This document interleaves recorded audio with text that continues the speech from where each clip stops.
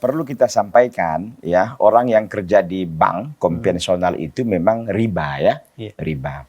Tapi orang yang kerja di situ ada hartanya, belum tentu juga semuanya haram gitu kan. Bisa saja ada sumber lain yang notabene itu bukan yang haram gitu kan. Mungkin dia punya usaha, punya apa gitu kan. Tapi tadi pernyataan ibu itu tadi yang saya dengar ya, betul. Itu murni, nggak ada hasil lain gitu kan. Iya, kalau emang betul memang nggak ada hasil lain, ya itu harta bisa kita katakan kan semuanya mutlak dari hasil kerja di bank konvensional tadi kan. Berarti kan riba semua. Makanya sebenarnya kalau harta yang seperti itu, maka dibagi-bagikan saja kepada fakir miskin. Karena itu kan sesungguhnya orang yang bekerja di bank ini, pada hakikatnya bank ini kan mengambil harta dari apa kan?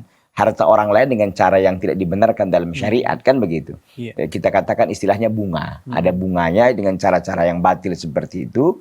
Maka kembalikan itu kepada yang berhak siapa? Orang-orang miskin atau apakah namanya disumbangkan ke perkara sosial begitu. Apakah jalan, toilet, apa jembatan dan lain semacamnya.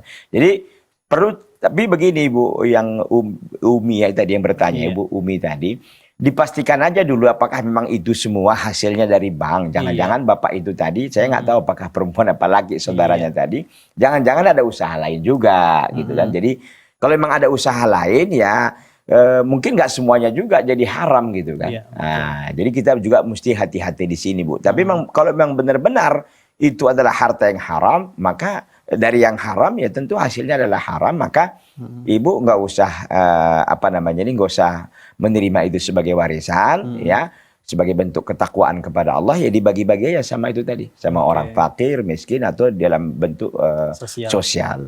Demikian wallahu taala alam.